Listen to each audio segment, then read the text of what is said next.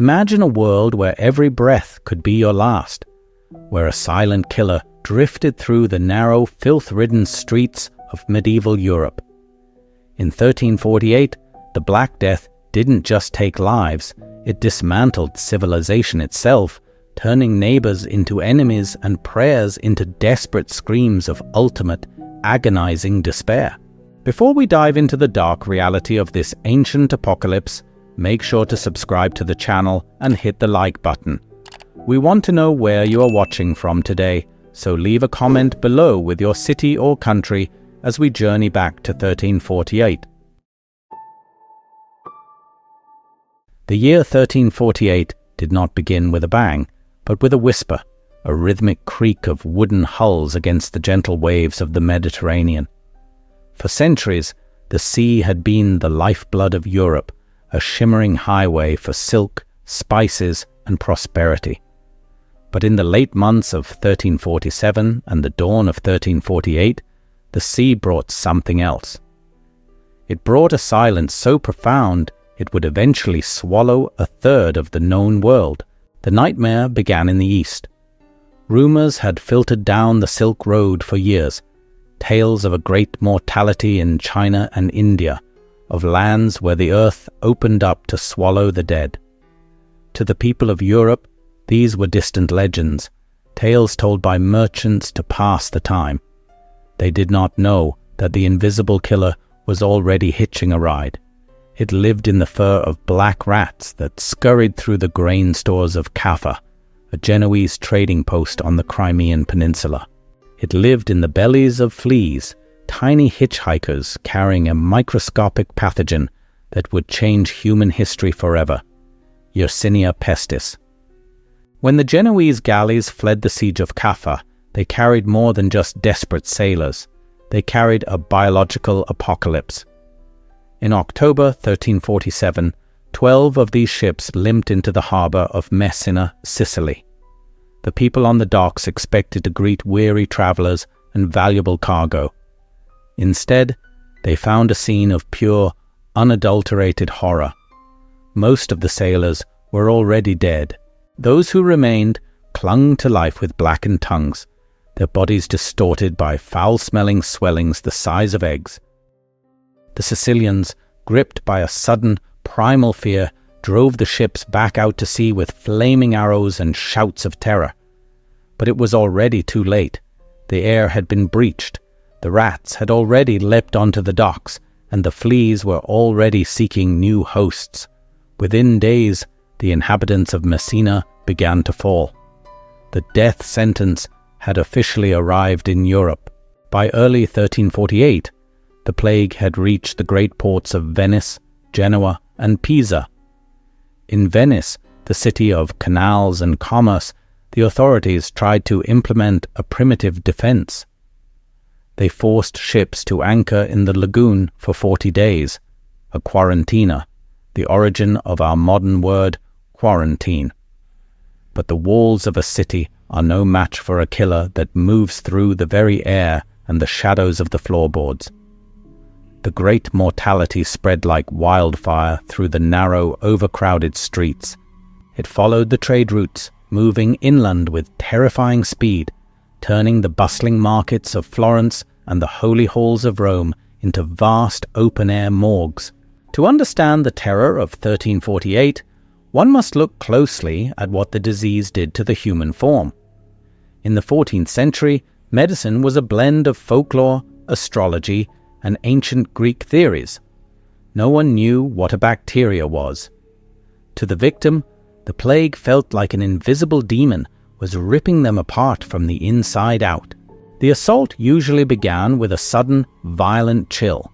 A person who felt perfectly healthy at breakfast might find themselves shivering uncontrollably by noon.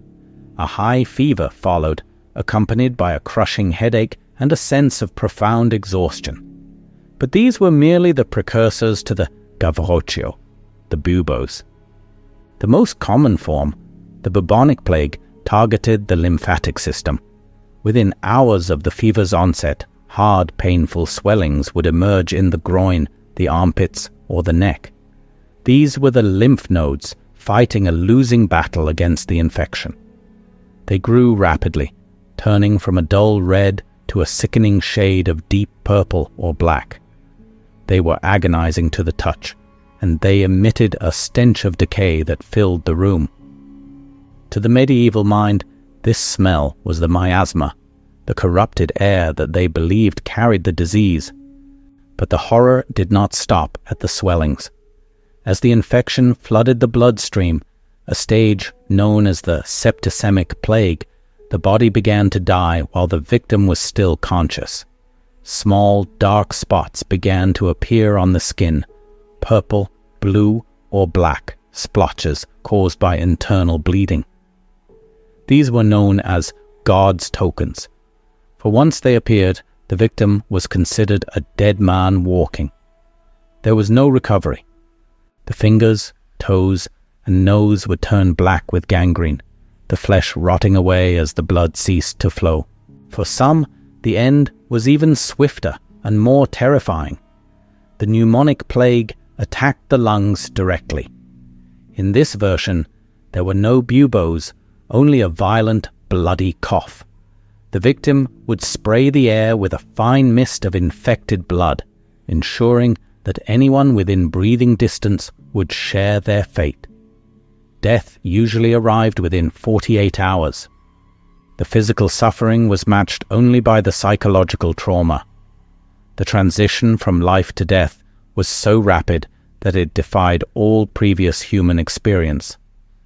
A father could sit down to dinner with his children, and by the next evening he would be a bloated, unrecognizable corpse being hauled away on a cart.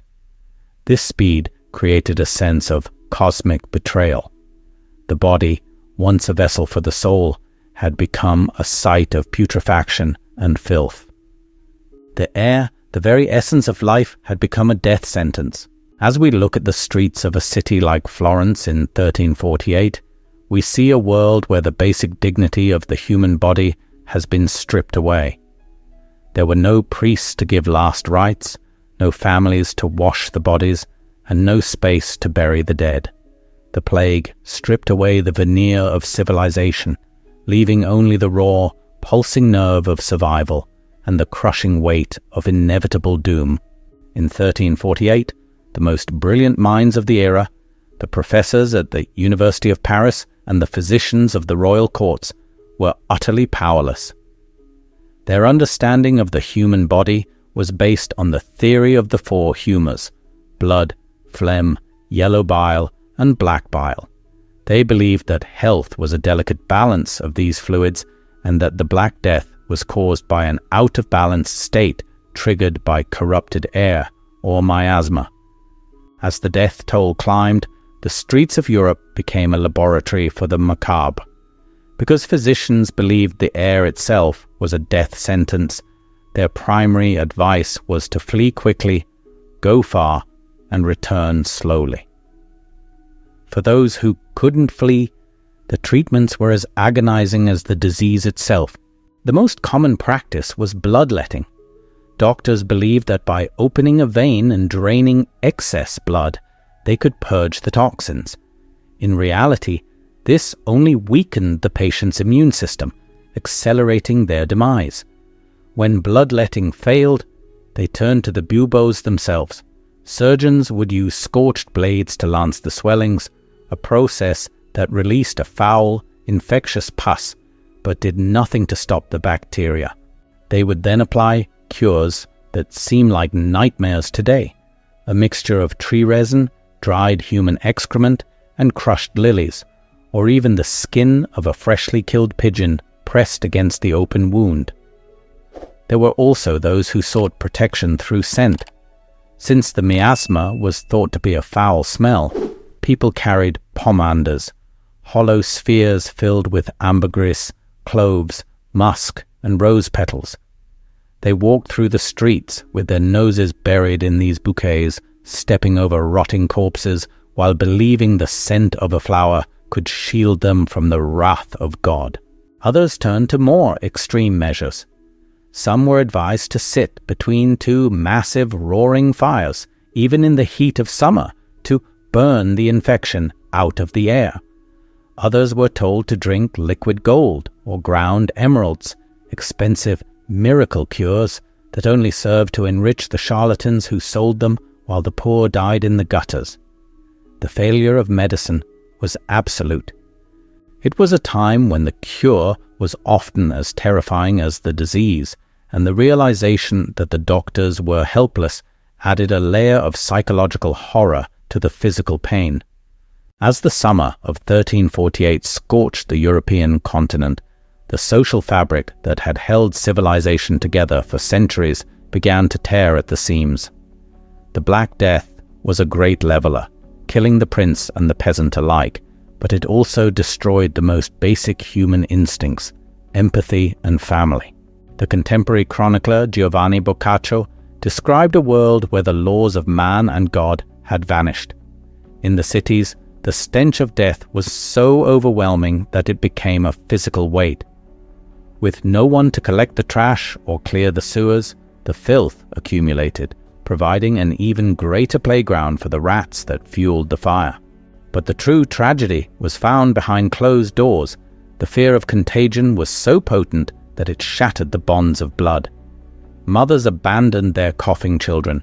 Husbands fled from their feverish wives. To catch the plague was to become a pariah instantly. If a member of a household showed a single God's token, the rest of the family would often nail the doors and windows shut from the outside, leaving the victim to die alone in the darkness rather than risk being touched by the death sentence. The economy ground to a halt. Fields of wheat went unharvested, rotting in the sun, while the cattle wandered aimlessly, also falling victim to the pestilence. In the markets, money lost its value. A bag of gold could not buy a single loaf of bread because the bakers were dead and the mills were silent. In this vacuum of authority, chaos reigned. Some people, believing the end of the world was at hand, retreated into a life of wild debauchery. They broke into the abandoned villas of the wealthy, drinking their wine and feasting on stolen food, choosing to go to their graves in a state of drunken euphoria. Others became flagellants, groups of hundreds of men who wandered from town to town, whipping themselves with leather thongs tipped with iron spikes. They believed that by punishing their own flesh, they could appease a vengeful God and stop the plague. Their presence, however, only spread the disease further as they carried the fleas from one village to the next in their blood-soaked rags. The sadness that hung over the world was not just a grief for the dead, but a grief for the loss of humanity.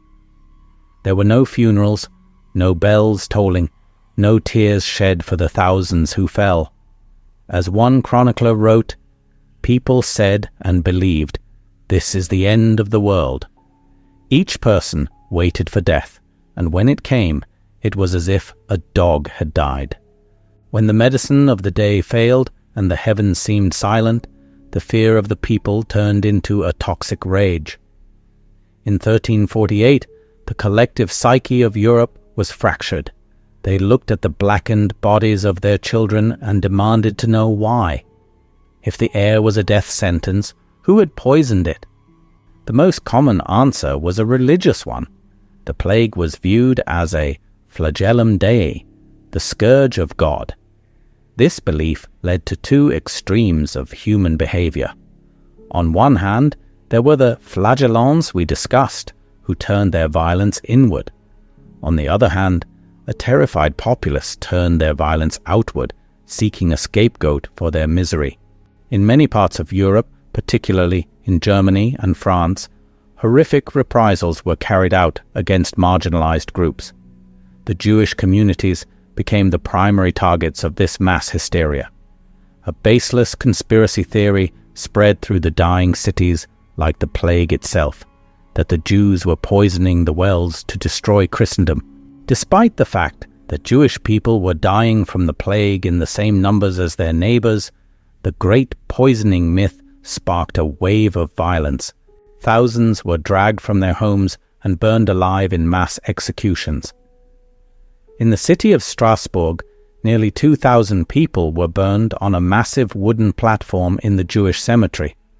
These were the represalias of a world gone mad, a tragic reminder that when faced with an invisible killer, humans often create a visible enemy to fight. Foreigners, lepers, and even travelers from neighboring towns were often met with barred gates and spears, as the fear of the other became as deadly as the disease itself. By the end of 1348, the destino fatale of the victim had become a standardized, grim routine. As the death toll reached a point where individual burials were impossible, the very concept of the Christian death collapsed. For a medieval person, the greatest fear was not just dying, but dying without the last rites, without a confession, and being buried in unconsecrated ground. The plague took all of that away. In London, Paris, and Avignon, the authorities resorted to plague pits. These were massive trenches where layers of bodies were stacked like cordwood, separated only by thin layers of lime to help speed up decomposition and mask the unbearable stench. The tristeza, the profound sadness that followed, was a heavy, suffocating blanket over the surviving families. A survivor might be the only one left of a family of 10. They lived in houses filled with the echoes of the dead, surrounded by the rotting clothes and useless possessions of those they had lost. This led to a cultural phenomenon known as the Danse Macabre, or the Dance of Death. Art and literature became obsessed with the skeletal figure of death, leading people of all ranks, kings, bishops, and labourers, in a rhythmic dance toward the grave. It was a visual representation of the newfound realization that life was fleeting and that the death sentence of the heir spared no one. The joy of the Renaissance was still decades away, for now the world was painted in shades of grey and black, mourning a loss so great that it couldn't be quantified. Eventually, the fire of the Black Death began to burn itself out, having run out of fuel. But the world it left behind was unrecognizable. While 1348 was a year of literal and metaphorical darkness, the aftermath began to plant the seeds for a modern world. The most immediate change was economic. Because so many laborers had died, those who survived suddenly found their work was in high demand. For the first time in history, the peasant had leverage. They began to demand higher wages and more freedom, effectively ending the old system of feudalism where people were tied to the land like property. The failure of the church to stop the plague led to a questioning of old authorities, paving the way for the Reformation, and perhaps, most importantly, the failure of medieval medicine led to a slow, painful pivot toward observation and science. The world realized that corrupted air and planetary alignments were not enough to explain the horrors they had witnessed. The Black Death of 1348 was a tragedy of unimaginable proportions. It was a time when the air became a death sentence, when families were torn apart by fear, and when the streets ran with the blood of the innocent and the sick alike. Yet, in the silence that followed the Great Mortality, humanity began to rebuild. They had looked into the face of the apocalypse and survived, carrying the scars of 1348 into a new, uncertain future.